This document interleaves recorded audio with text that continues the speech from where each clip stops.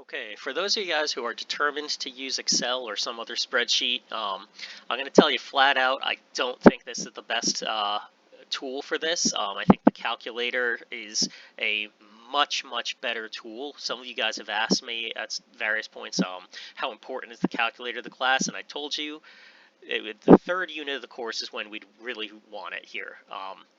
Can you use Excel for this? Yeah, but it's not going to be nearly as friendly. Okay, that being said, if you're determined, I'll show you how to do it. So, like with the calculator, we're going to start with a very simple one here just to kind of get the idea. The area between -1 and 1. That's this central section underneath the curve, which unfortunately I don't have the capability in Excel here to shade that in. The picture came from a different program and I just imported it here. So the calculator has the ability to not only do the calculations in a much nicer way, it also has the ability to do the shading. So if you watch that video, if you haven't, you should, and if you have, you already know that that's got that nice feature to it.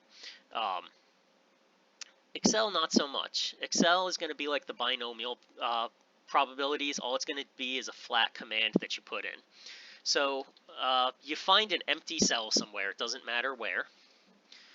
And again, we're going to go under the the formula tab in the ribbons, more functions, statistical. So this is the same place that we found the binomial distribution commands, but we're going to go down until we find normal. And there's several there that you're going to see. Don't worry about this .inv or .inv yet. We'll get to that in another lesson. Normal distribution. Now, this is the normal distribution for if we want to do work with any mean or any standard deviation. And we'll come back to that another time if you really want to. I'm going to stick to this one for the moment. Normal.s.dist. That is the standard normal distribution, which is what we're using in this lesson. So it's appropriate here to use that. Now, the dialog that comes up, if you have selected the command through this way, we need to give it a z-score. Yeah, you know what? Only one z-score. Why only one? Don't we have two? Between -1 and 1? Oh, well, now you've hit the crux of the matter. Now you've hit where Excel is kind of going to stink like that. So let me back out of this for a second, and let's start with one that's a little easier because it only needs one z-score. Here's another example. In this case, it's 0.25. That and the probability we're looking for is, if I may type it in here, the probability that z is less than 0.25. So that means here's where 0.25 is, and we want everything to the left of it. Everything over here. Now this is traditionally how you would find normal areas under the normal curve, is you would always be working to the left, which makes things really interesting when, like in this example, it's between two things, not just to the left of one. So that's why I'm going to come to this one here. So again, formulas tab in the ribbon, more functions. In the statistical one, you go down and you do the normal.s.dist, and the z-score down here is 0.25. Oh, excuse me. Now, as for the cumulative, this should always be on true. It should always be on true for the normal distribution. Much like if you watch the calculator video, I said that there is a normal PDF command and a normal CDF command. The CDF is the one you always want. You will never use the PDF. Same things here. You will always have this be true for cumulative. And there it is, 0.598706. That's the entire area of this region over here. Now, here's where it gets interesting.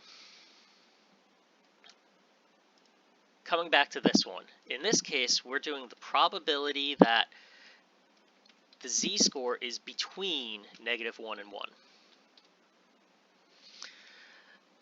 That makes things a bit more interesting because the calculator can only find, the Excel rather, can only find the area from the left up to a z-score, which means it can go, if we use the z-score of -1, it's going to find all of this area off to the left.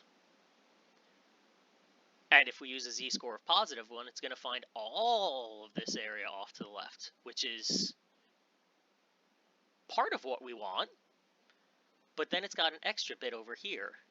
So we'd have to be creative. We can start with this because it'll give us everything we want and more. But then we're going to have to remove this piece over here. So it adds in an extra bit of complexity to it. So what we would have to start with is the idea that what we actually need is the probability that z is less than 1 minus the probability that z is less than -1. Again, Excel is programmed in a very traditional mathematical way here, so it's only going to find probabilities to the left of a z-score. So, rather than go in and select the command up here, you can also just start typing it in, but you got to start with the equals sign, equals norm dot s dot dist. Now, I'm going to give it 1 and true, and that's our command for the probability that the z-score is less than 1. But we also need to do a subtraction, and we need to do another norm.s.dist.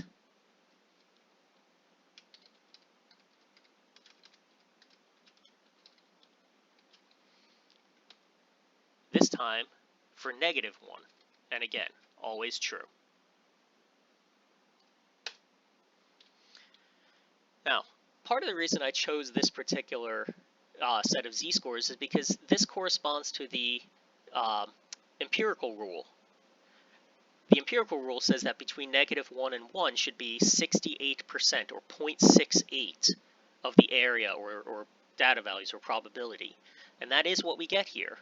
Yes, there are some other decimal places, but the empirical rule just kind of rounds it off to make it, give you a nicer number. It is approximately 68%. If we round it to 2 decimal places, it will be 0.68. So yeah, it does have a bit more to it. But I mean, if you watch the other videos that go with this lesson, you'll see that's the exact same value we get there. So again, I don't think Excel is really the best way to go about this. Certainly the calculator is a much more convenient way to get these normal distribution probabilities. But if you're bound and determined, you can certainly do it through Excel.